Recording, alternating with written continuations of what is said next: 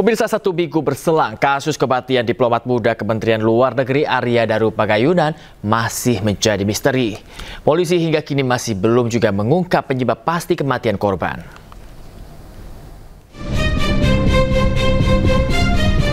Satu minggu berselang kasus kematian diplomat muda Kementerian Luar Negeri Arya Daru Pagayunan dengan wajah tertutup lakban hingga kini masih menjadi misteri. Berbagai dugaan berkembang di publik mengenai apakah kasus ini merupakan pembunuhan atau bunuh diri. Sementara polisi kini masih menyelidiki apa yang sebenarnya menimpa Arya Daru Pagayunan. Namun setelah 1 minggu, belum ada kepastian mengenai penyebab kematian korban. Polisi menyelidiki setiap rincian barang bukti, termasuk jejak sidik jari pada lakban yang melilit hingga bagian kepala korban. Selain itu, polisi juga menunggu hasil penyelidikan patologis terhadap organ tubuh korban. Sejumlah saksi sudah diperiksa, termasuk penjaga kos dan istri korban. Usai olah tempat kejadian perkara, polisi memastikan tidak ada dokumen dan barang berharga yang hilang. Tidak ada indikasi kekerasan pada tubuh korban. Sebelumnya diketahui Arya Daru Pagayunan pernah menangani kasus tindak pidana perdagangan orang sebelum kematiannya.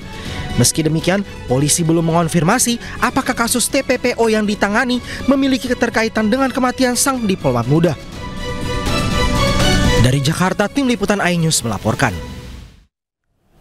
Istri almarhum Brigadir Nur Hadi, Elma Agustina, polisi yang dibunuh atasannya di Lombok Barat, Nusa Tenggara Barat, meminta agar kasus kematian suaminya diusut hingga tuntas.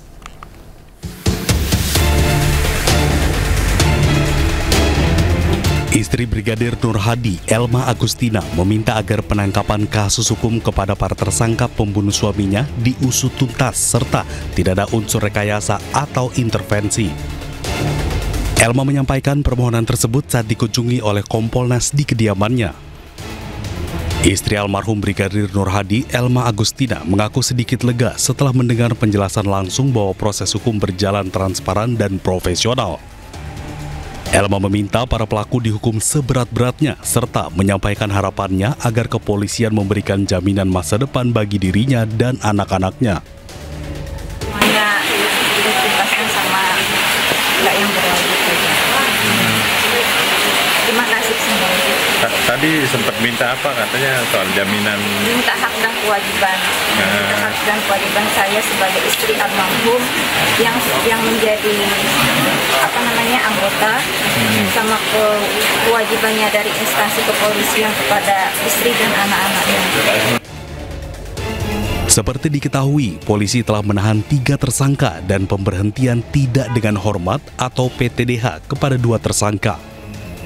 Dari Lombok Barat, Nusa Tenggara Barat, Hari Kasidi, iNews melaporkan.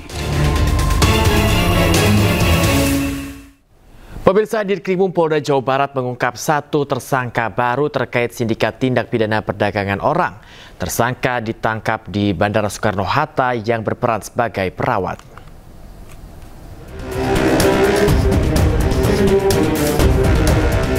Kasus sindikat tindak pidana perdagangan orang yang dibongkar oleh Ditkrimum Polda Jawa Barat kembali mendapat titik terang. Usai mengembangkan kasus, polisi menangkap 1 lagi tersangka baru di Bandara Soekarno-Hatta, Tangerang, Banten. Tersangka baru yang ditangkap petugas kepolisian ini berinisial Y dan berperan sebagai perawat dari kawasan Singapura. Polisi juga mengungkapkan korban penjualan manusia berasal dari Kabupaten Bandung. Hingga saat ini, polisi mengamankan 13 pelaku penjualan bayi internasional. Polisi juga menitipkan ke-6 bayi korban TPPO di panti asuhan di Kota Bandung. Sebelumnya, saat penggerbekan, polisi menyelamatkan 6 balita, di mana 5 balita dari Pontianak, Kalimantan Barat, dan 1 balita dari wilayah Tangerang. Rencananya, ke-6 balita hendak dijual di Singapura. Kasus bermula saat polisi mendapatkan laporan terkait penculikan anak. Setelah dilakukan pengembangan, barulah polisi mengungkap kasus ini di mana masing-masing tersangka memiliki peran berbeda. Dari Kota Bandung, Jawa Barat, Yuan Pangestu, iNews melaporkan. Kejagung mengungkap pengadaan laptop di Kemendikbudristek dalam kasus korupsi pengadaan laptop telah dibahas dalam grup WhatsApp. Bahkan saat Nadiem belum dilantik sebagai menteri.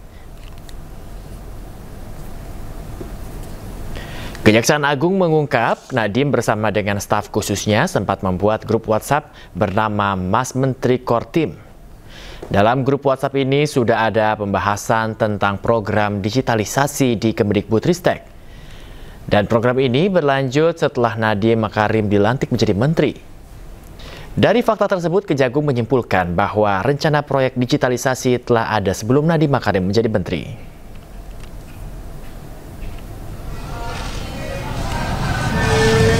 Sebelumnya, mantan Mendikbudristek menjalani pemeriksaan maraton selama hampir 10 jam di Kejaksaan Agung.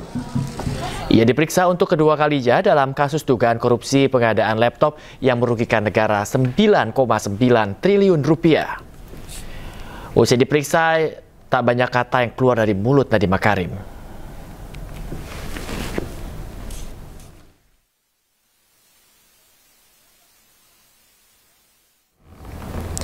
Pemirsa, Kejaksaan Agung menetapkan 4 mantan anak buah Nadiem Makarim menjadi tersangka dalam kasus pengadaan laptop dengan anggaran 9,3 triliun rupiah.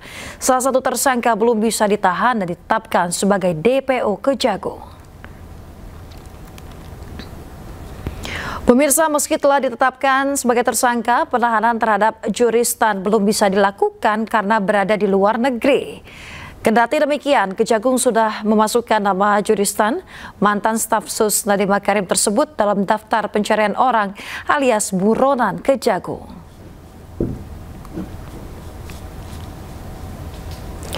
Pemirsa, sebelumnya usai berbagai penyidikan yang dilakukan Kejaksaan Agung, 4 mantan anak buah Nadiem Makarim menjadi tersangka. Saat ini kita sedang memastikan keberadaan yang bersangkutan, posisinya di mana. Nanti kita koordinasi dengan negara-negara tetangga atau negara yang dianggap terdeteksi ada keberadaan yang bersangkutan. Saudara inisial JT itu. Yang jelas kita tidak lagi melakukan pemanggilan. Mungkin nantinya penyidik rencana akan menetapkan DPO dari. Pemirsa, kembali di Ajus Pagi, pemirsa, tidak terima dibubarkan. Sekelompok geng motor maksud kami diduga pelaku balap liar mengamuk hingga menjarah warung di Cempaka Putih, Jakarta Pusat. Usai peristiwa, polisi memburu dan berhasil menangkap 2 orang pelaku yang diduga merupakan anggota geng motor.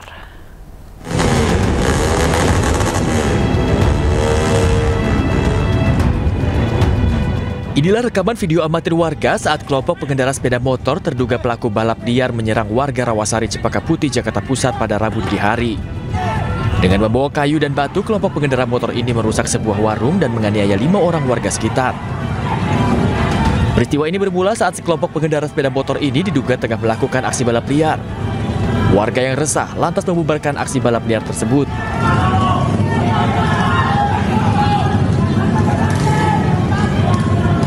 Tidak terima dibubarkan, mereka kemudian langsung menyerang warga. Warga yang kalah jumlah oleh para pelaku kemudian bersembunyi di dalam warung hingga dianiaya para pelaku.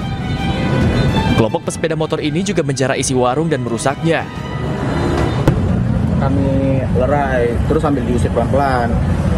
Situ dari saya usir sampai dari lampu merah ini sampai di halte, aman-aman aja tuh. Pas mau makin diusirin lagi, nyampe di pom bensin Shell nyerang. Nah, disitulah udah membabi buta tuh. Sampai di sini. Atas peristiwa ini 5 orang warga menjadi korban hingga 1 orang warga menderita luka sabetan senjata tajam. Korban akhirnya dibawa ke rumah sakit terdekat untuk diberi pertolongan.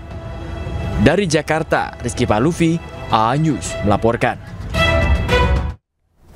Pemirsa, polisi akhirnya meringkus pelaku pembunuhan terhadap Muhammad Raihan, pemuda berusia 21 tahun yang tewas ditikam di bagian punggung di perlintasan Kebon Melati, Tanah Abang, Jakarta Pusat. Ya, pelaku tak lain adalah teman korban sendiri karena kesal kerap dibully. Turun dari mana? Tim gabungan dari Subdit Jatan Ras Polres Metro Jakarta Pusat dan Polsek Tanah Abang akhirnya menangkap pelaku pembunuhan terhadap Muhammad Raihan, pemuda 21 tahun di perlintasan kereta Kebon Melati, Tanah Abang, Jakarta Pusat. Pelakunya adalah MF yang tak lain adalah teman korban sendiri. Usai diringkus di rumah kontrakannya di kawasan Tanah Abang, pelaku kemudian dibawa ke lokasi kejadian untuk melakukan pra-reka ulang. Pelaku menikam korban di bagian punggung sebelah kanan di trotoar jembatan yang kemudian kabur ke arah banjir Kanal Barat. Sementara korban yang sudah bersimbah darah sempat berlari ke bawah perlintasan kereta dan akhirnya terkapar di badan rel. Diduga, pelaku nekat menikam korban akibat dendam karena korban kerap membuli pelaku dan pernah menusuk kaki kanan temannya. Pelaku kemudian dibawa kembali ke Polda Metro Jaya guna diperiksa lebih lanjut. Sebelumnya, seorang pemuda ditemukan tewas bersimbah darah dengan luka akibat senjata tajam di bagian punggung di perlintasan rel kereta Kebon Melati Tanah Abang, Jakarta Pusat pada Selasa dini hari. Korban ternyata dibunuh oleh temannya sendiri. Di Jakarta, Rani Sanjaya melaporkan. Pemirsa, Ditkrimum Polda Jawa Barat menangkap 1 tersangka baru terkait sindikat tindak pidana perdagangan orang. Ya, tersangka ditangkap di Bandara Soekarno-Hatta yang berperan sebagai perawat.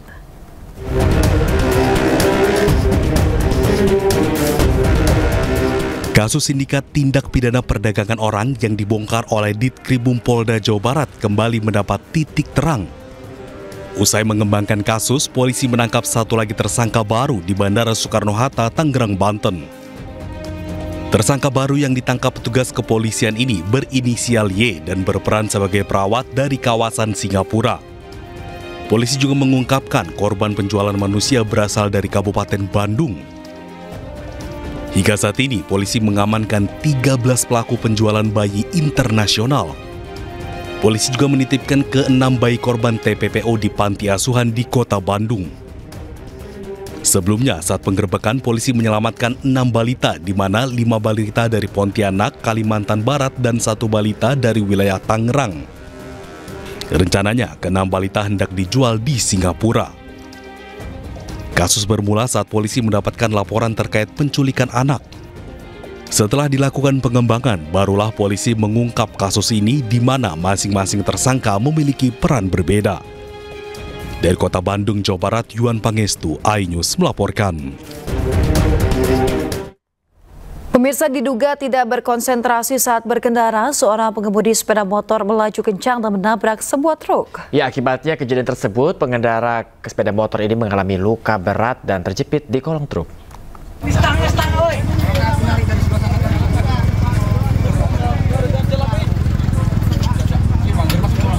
Kecelakaan yang melibatkan truk barang dan sepeda motor terjadi di Jalan Lintas Sumatera, tepatnya di Desa Dolokpop, Batubara, Sumatera Utara. Kecelakaan berawal saat ketika pemotor melintas dari arah Medan menuju Kisaran, sementara truk barang melintas dari arah berlawanan.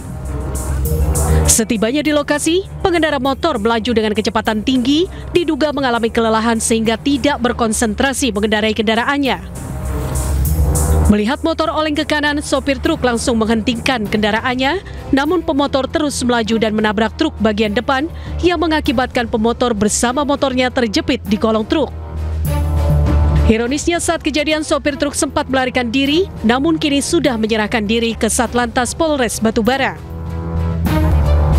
Hingga kini petugas masih melakukan pemeriksaan terhadap kasus tersebut, sementara itu truk, barang, dan motor sudah diamankan di Satlantas Polres Batubara. Dari Batubara, Sumatera Utara, Fadli PLK, iNews melaporkan. Pemirsa, insiden kecelakaan di Gunung Rinjani kembali terjadi. Ya, seorang WNA asal Swiss bernama Benedict Marcel dilaporkan terjatuh di jalur pendakian menuju Danau Segara Anak kawasan Gunung Rinjani. Korban berhasil selamat dan dievakuasi menggunakan helikopter. Kamu terjatuh.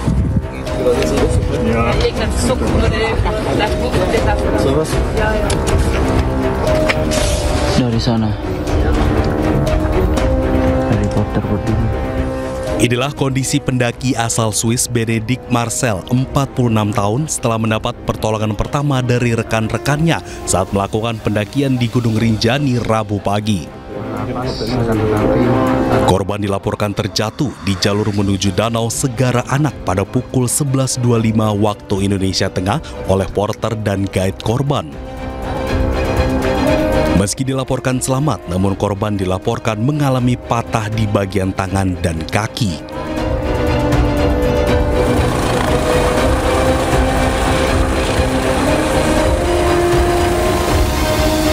Proses evakuasi berlangsung dramatis.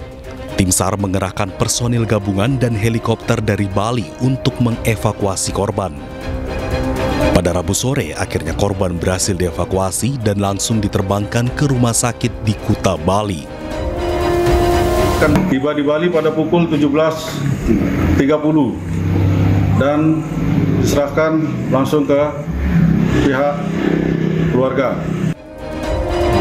Korban dilaporkan mendaki melalui jalur Sembalun pada hari Selasa 15 Juli bersama anak dan rekannya dan dilaporkan terjatuh pada hari Rabu 16 Juli sekitar pukul 11.25 waktu Indonesia Tengah.